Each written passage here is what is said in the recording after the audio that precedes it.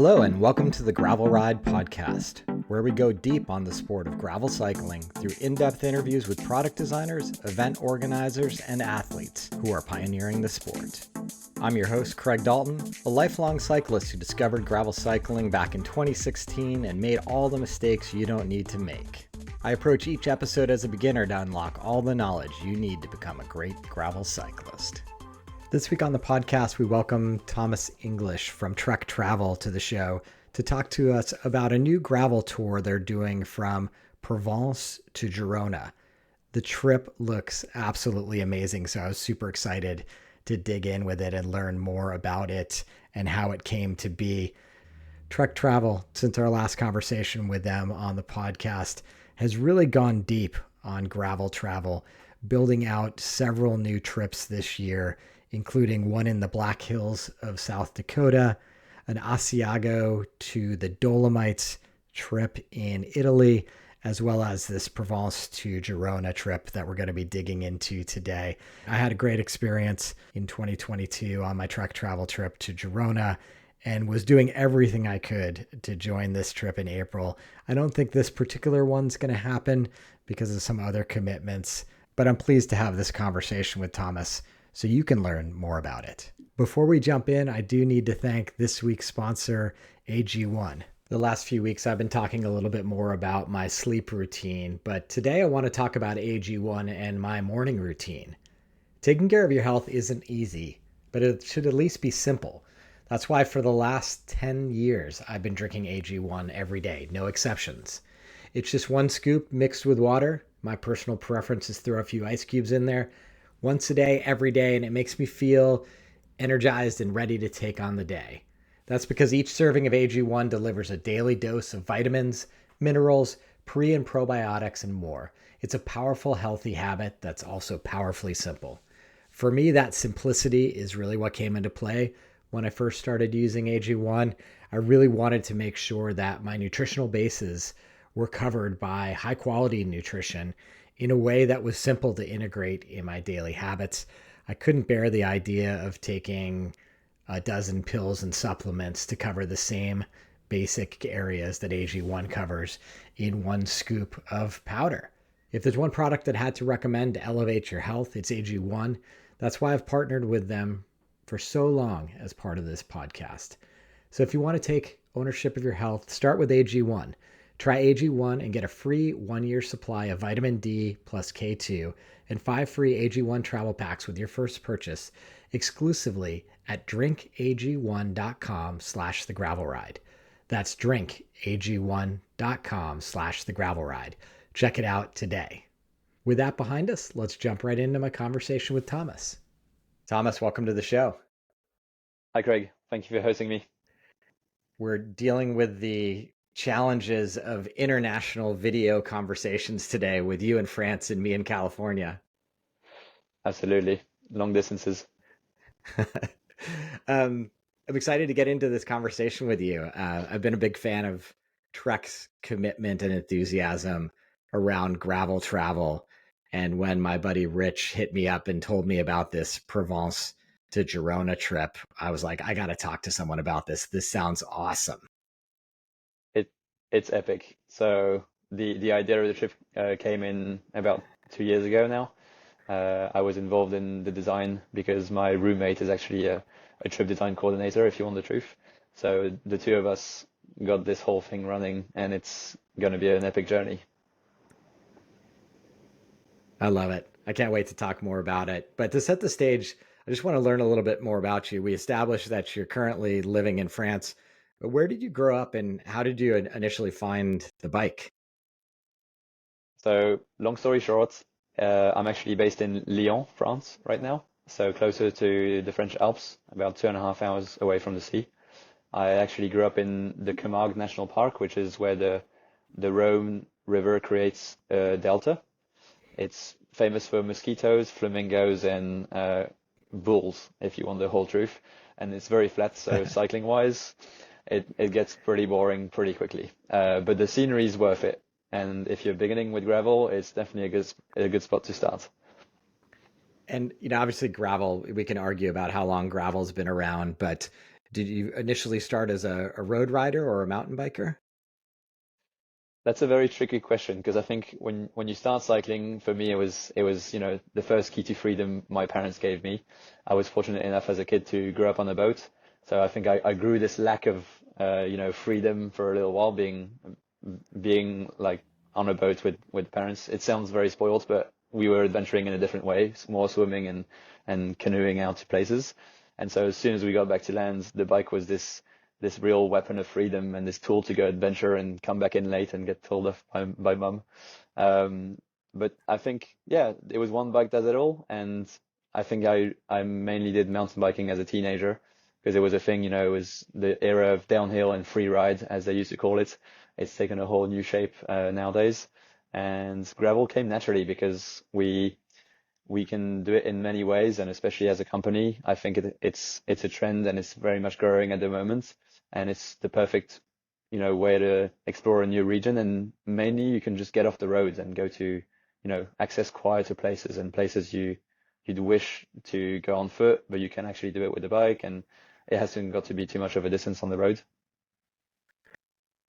Yeah, 100%. It sounds like you grew up with quite an adventurous spirit. How did you find your way into guiding for Trek? I started working for Trek in 2019, so this is my sixth season with Trek Travel, and it's an amazing place to work. Good people, the the support and logistics from A to Z, whatever you get on the guest experience when you call up the office or the guest services, we feel on in the field, and feeling that support from a guide in the field, you don't really find that anywhere else. So that's one thing to mention. But I kind of fell into it because I have a friend that was a guide a year before me. That was the one of the first reasons. But mainly because I was working as a field medical engineer in the previous life, and there is a moment where you want to follow your dream. And I was out there adventuring in the mountains every weekend, so I realized I could do it for a living and take people with me, which is what I care for. Amazing. I feel like it might be interesting to hear what is the life of a guide like? Do you ride all year round and guide all over the place, or are you located in France and you only ride trips in France? So that's a fascinating question that we often get from people on the trips, from people outside the trips, from friends and family, or from the first newcomer that you meet in a party in an evening, for instance. I think the life of a guide is very much full on. It's a season is very long in cycling, and it's getting longer. It's some people would rather do it as a very seasonal thing, like riding through the nice period when it's warm and you can ride in shorts, and then there'll be a ski instructor in the winter. So each guide kind of have their own algorithm to go about it. For me, it's a full-time commitment, and then I get a bit of time off in the winter months to go travel and discover new places. And it kind of sticks to my character and my way of doing things. I like to go work hard, play hard in many ways, even though that sounds very, very general. It's full season and then a bit of time off to go and relax and recover and adventure some more. But it is a lifestyle more than a career. Yeah. What does that look like for you, Thomas? Are you guiding road trips into Spain one week and then gravel trips in France? How does the year end up playing out? So at the end of a year, when you've already guided a little bit with Trek Travel, you submit a survey to the favorite regions or your favorite regions, your top five, I think it is, of places you'd like to go guide. And if you're lucky, you're going to get a few of those picks. Um, but for the main part, you're assigned to a region for a duration of time. It can go from a couple of trips to a whole bunch of different of trips in that region. We have regions that also cover multiple trips. If I take Provence, for instance, we're actually running three trips out of there and nearly a fourth with the gravel, which will be leaving Provence and going all the way to Spain Catalonia in Girona. And so that's more or less how it operates. You're assigned, and then you'll guide multiple weeks in a row, we try and do maybe 3 weeks in, 1 week off as a rhythm. Got it. Yeah, and my experience with the team in Girona was that between the two guides, they would switch off between time in the van and time riding. It wasn't lost on me that you've got to, as a guide, you've got to be motivated and enthusiastic every day you're out there on the bike with guests. As a guest, if we're tired, if we're grumpy, we can suffer and let you know it. But I imagine as a guide, you're really there to elevate the spirit and never share if you're down. Are there days on the bike when you're guiding that you're just tired? Oh yes, absolutely. And but you don't show it. I think it comes from an inner part of you. That's what I Yeah. said by it's a lifestyle more than a career. It's we always swap with our co-guides. So one of us is going to be in the support van, one of us is going to be on the bike. It takes different shifts depending on the trips and the parameters.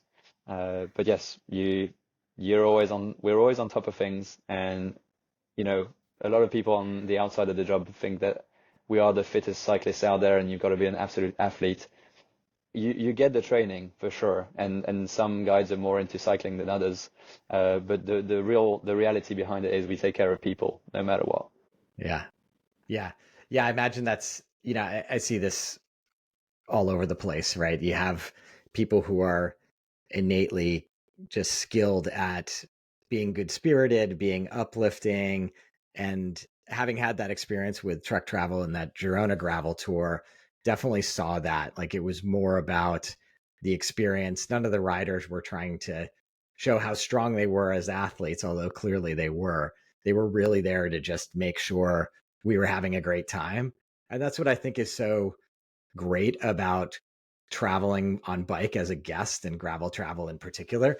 You just have a team around you whose sole job it is to not only find the best rides and routes for you, find the best cafes, create the best overall experience. And it is, it's obviously an investment taking one of these trips, but there is a pretty massive return when all you need to do as a guest is ride your bike all day. Yes, and I'll double up on that in a way that I think you come on holiday to be on a holiday, and there is nothing more relaxing, entertaining, fulfilling as when you sign up and you just let go of everything and you just have to enjoy it. That's the main part. Is we take care of all the rest, the logistics. It's not that you're not necessarily capable of it. I've caught myself going on multiple guided trips, whether it's hiking or other activities other than cycling, and you appreciate having the local expertise. It might not be something that's in the itinerary, but your guide might know so much about the geology, the plants, or even just the best cafe because that's where they cycle past every morning and that's their local terrain or their backyard. And that's where it makes the whole world a difference. The impact of that vacation or of that experience on your life is so different when you actually witness it with someone local and you share it with friends. Yeah, 100%. I want to jump into the Provence to Girona gravel bike tour. This is very much a tour because it's point to point.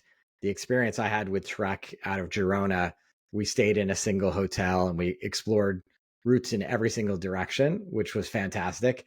But as I've said before on this podcast, there's something about point to point travel or touring or what have you that is incredibly special.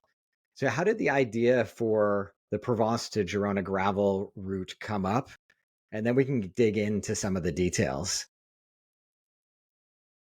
Okay, so that also refers to a question you previously asked on what does the life of a guide look like?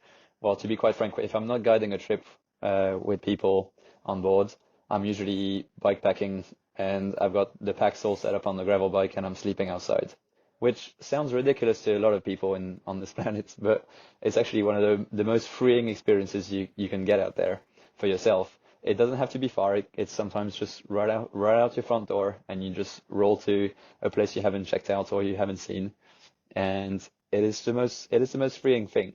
And you feel very self-sufficient. It teaches you a lot of different things and skills where you have to approach people and places. But the main idea behind this trip from Provence to Girona, And we named it that way because there are two places that actually ring or resonate to cyclists, whether they're roadies or already very much accomplished gravel riders. It was the first point-to-point that we were thinking of putting in the book. It's based on a race route called La Poco Loco that came together, I think, in 2019, and it's varied tracks since then. But that's what really inspired me initially, and I had ridden portions of it in a few bits and pieces and on different holiday times. And this was the perfect opportunity to actually start from one point, go all the way, and see if we can actually make it work with hotels and accommodations and places to check out. Sounds super special. I imagine over the course of that Provence to Girona, the terrain is going to vary quite wildly. Can you talk through a little bit, and if it's helpful to talk through the various 9 days, just what is gravel like in Provence and how does it change over the course of those 9 days? So I can give you a global overview of the trip if you want, not to go into too much detail because 9 days is quite epic and you do see a lot. But I do want to say that I grew up in the area where we begin the trip in. So, I remember being in my youth, in my young age and teenager and adventuring here and there at the weekends and putting all these things together in the culture of the South, because it's a very strong culture in the south of France. And the landscape had me stop and take many pictures of a place that I grew up in. You get accustomed to seeing these things on a regular basis, and coming back to it a few years later, it stops you. You're blown away by the beauty of some of the scenery. And when I say that is on the first day, for instance, we will start the trip and we'll greet everybody right by a bit of it's a swampland where it's famous for ornithology, for bird watching, just south of Montpellier. So imagine a huge city, all buzzing and whistling and noisy and, just the heart of a big city, and you just escape. We greet you in this, you just come off the train or come out of the airport and we greet you in this really quiet bird sanctuary with a nice French buffet, proper Provence. There might be some rosé involved for those who want to start with that. Giving you a few bits and nots about the culture and the area you're in. And throughout those first 60 Ks, which is quite a bit for a first day, you get to see everything. So much variety from the salt flats to the hills, a bit of vineyards here and there, and the pine forests. I mean, I can't wait to see the smiles on people's faces when we reach the hotel after the first day. Sounds like an amazing start. It is. So as I was saying, we did the research with my roommate, who's a trip design coordinator, and she's not from the region, but both of us were like kids, and it's the joy and the accomplishment of putting something together that actually works out, and to see the versatility, how versatile the bike actually is on different terrains. You ride a bit of open forest road to single track, and all this under the blue Provence skies, because it is subject to a bit of wind from the north, la tramontane or the Mistral further east as you go. It's just superb. It's just an area of France that is very underestimated because it's usually somewhere between a place you just drive through to get to Spain, or you just go to Montpellier, or like a few places on the coast. But people don't really stop in these areas. So we've got these beautiful barren landscapes in some part of the trips that are just untouched. No cyclists. It's just epic adventure. Yeah, I think that's what's mind-boggling to me when I think about this trip is just the versatility of the gravel bike.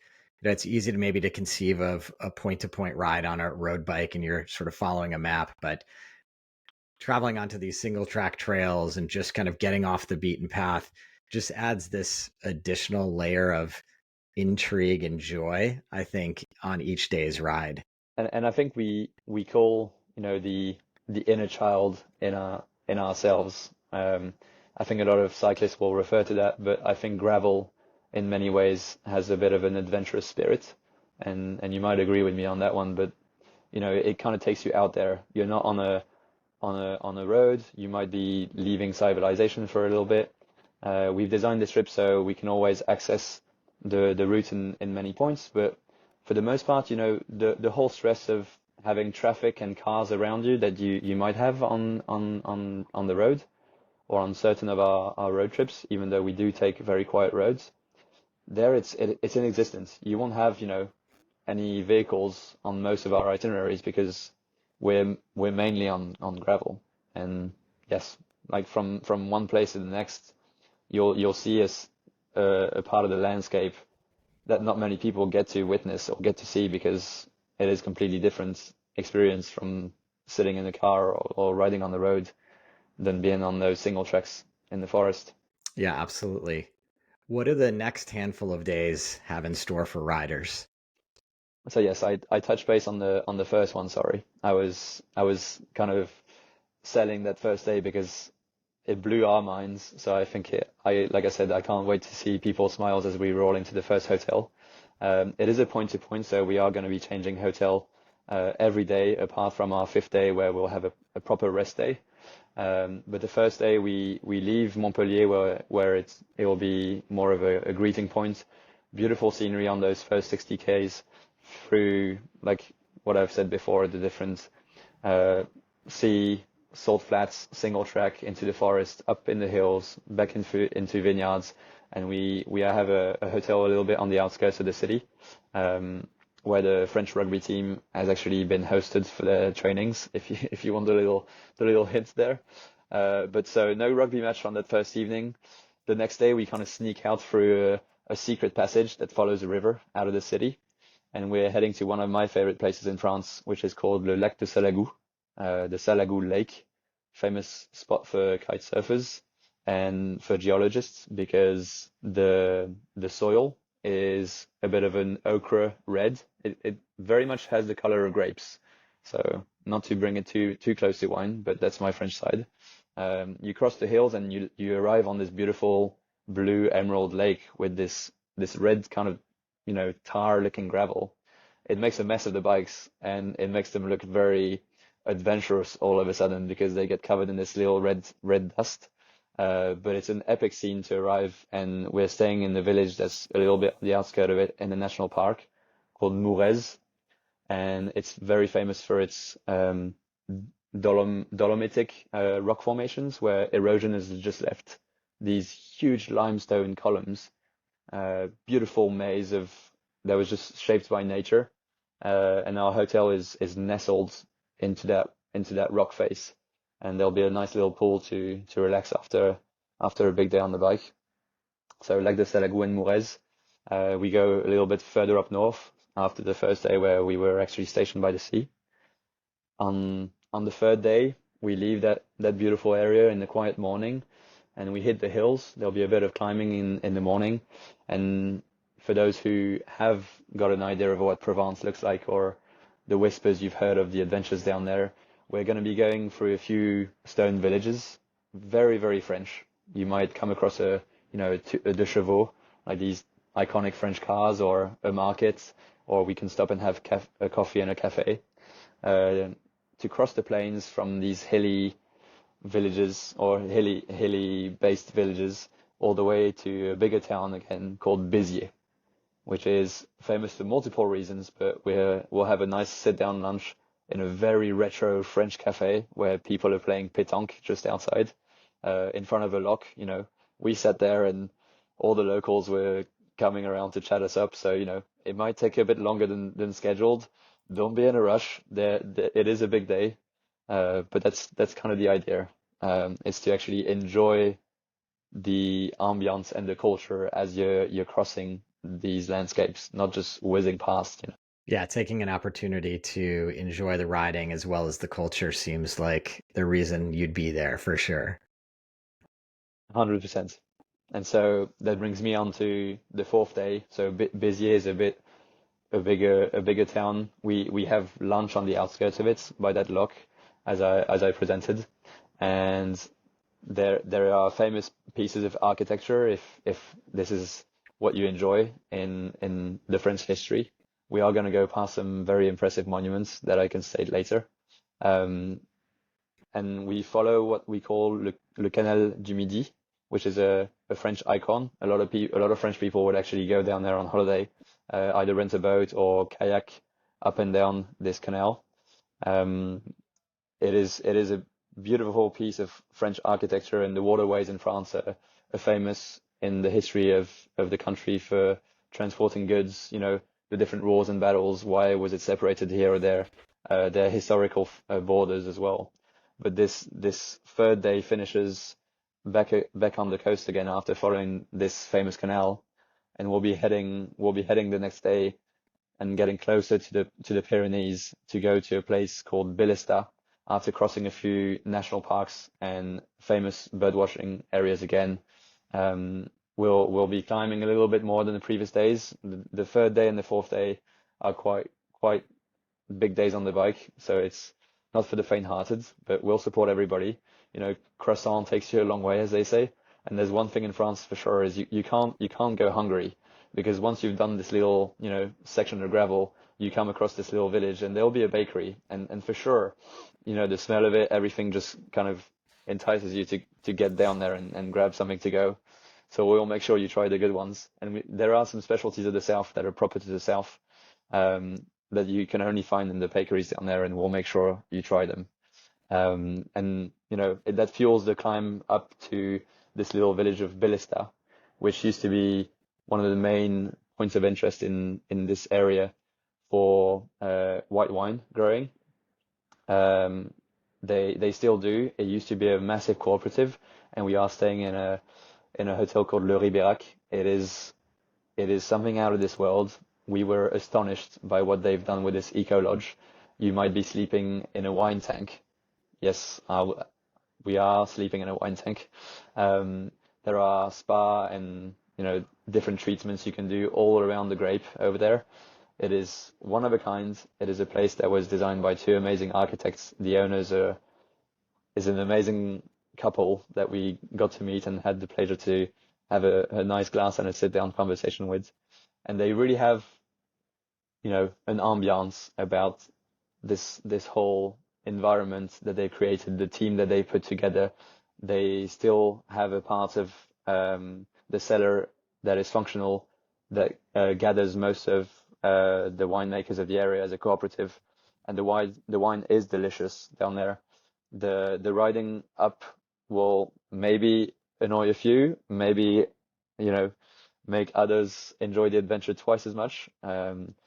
We all come at a different place when it comes to climbing on a bike, but that's a good place to finish day 4 solid before a rest day. And we are entering what we call Pays Cathare, which was the scene of multiple combats between what used to be the Spanish Empire and France at the time.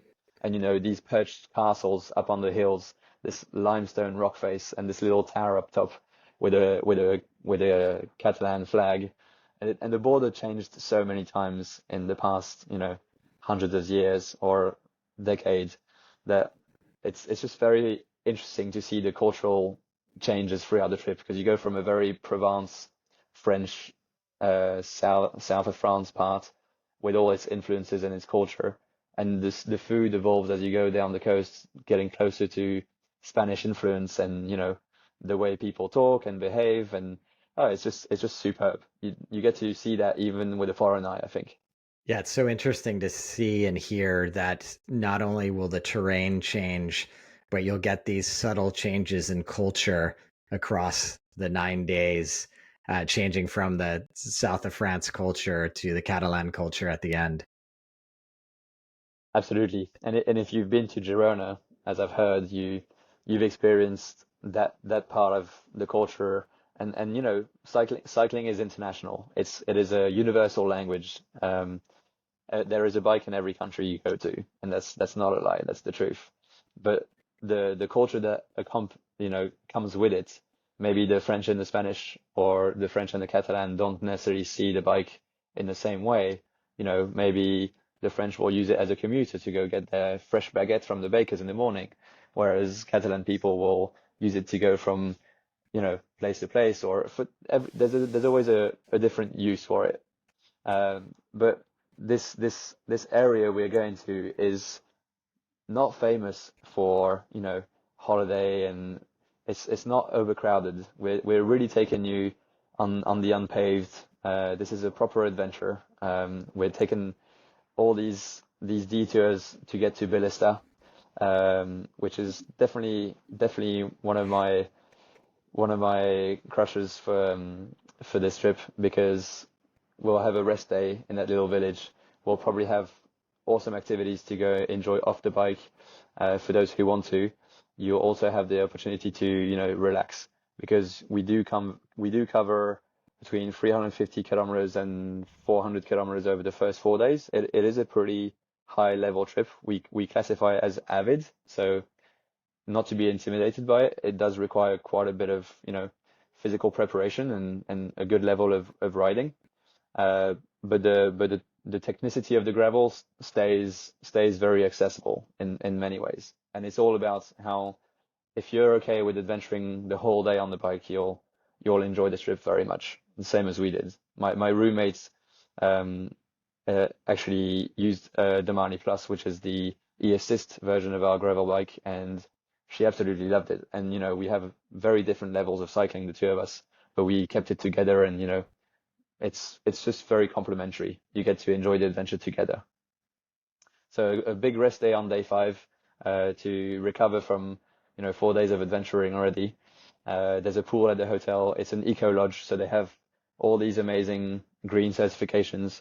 We do a great job at Trek Travel at building relationships with the people we work with, because I don't see us as a big tour operator where we just walk in, give our standards, and then move on to the next season or go somewhere else the next season. We do build these relationships, and I think you feel it on trip with us. If you've traveled with us before, you get to appreciate all the little details that we look into. We always try and better the experience. When you arrive in Bellesta, I can tell you already, Raquel, who's actually from Madrid originally, who's just fallen in love with that region.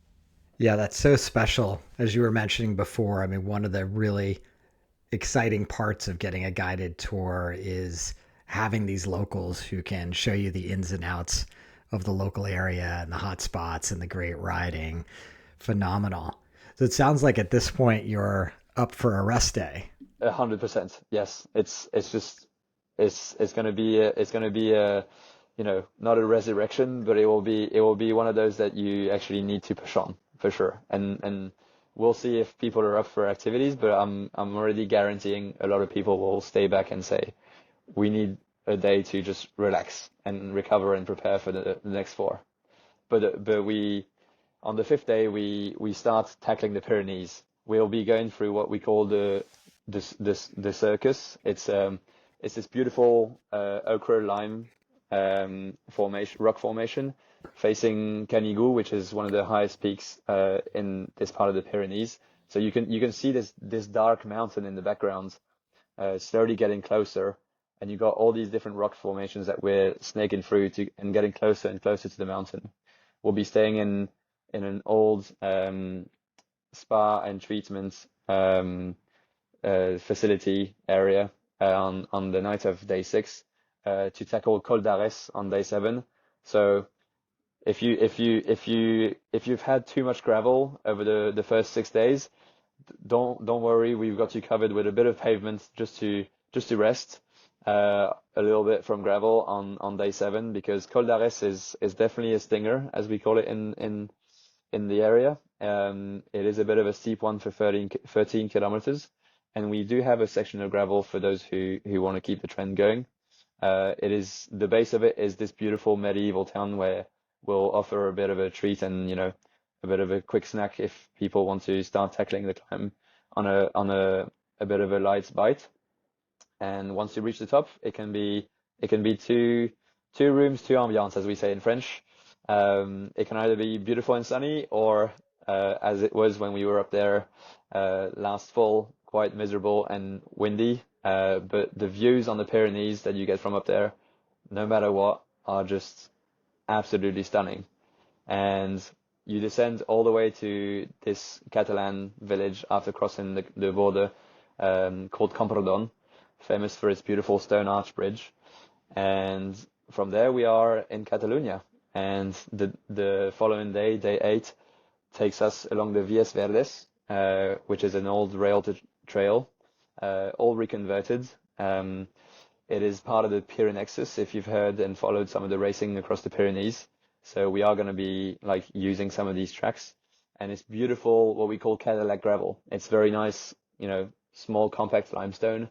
It takes you all the way back into the mecca of cycling today, Girona, and you will definitely feel the Catalan countryside.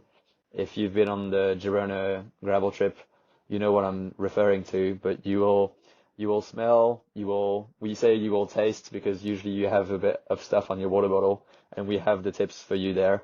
But it's you get a second country on this trip, and it hits you like a day ride. I don't know how to say it in any other way. You cross this border, and you're in Catalonia, and on these gravel paths, just flying along the Via Verde, you enter Girona from the back door, and we will be staying at Hotel Nord, which I think you stayed at on our trip there, which is the perfect little nest into the city.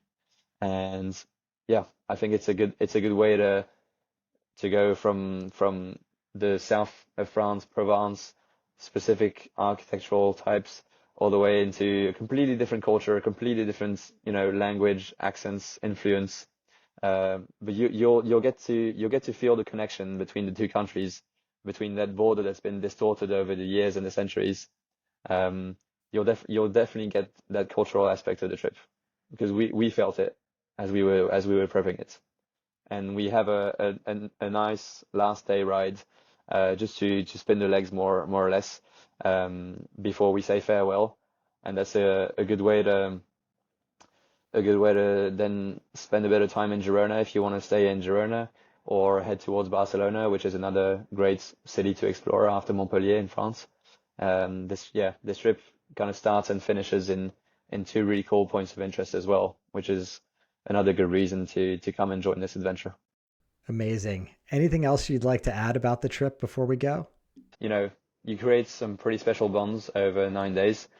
Sometimes it is over the rest day, sometimes it's straight off the first day. We are going to be riding these amazing Checkpoints SLR7, a top end gravel bike on 45C tires, which is very comfortable. But after 8 days of proper riding, you'll probably be in need of a good rest and maybe some time off the bike. What an amazing journey and adventure. Thanks so much for coming on and telling us about this trip. It sounds fantastic. I have a love for these point-to-point adventures, and everything you've described, from the terrain to the cultural changes that you're going to experience over the 9 days, makes this Trek travel trip sound amazing. Thank you for spending some time with us this evening, and I look forward to seeing you in France at some point. Thanks a lot.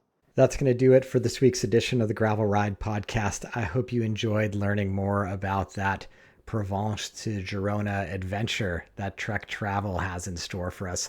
They've got some slots this year, I think starting at the end of April. So head on over to trektravel.com and check out some of the photos to go with Thomas's great narration of the trip.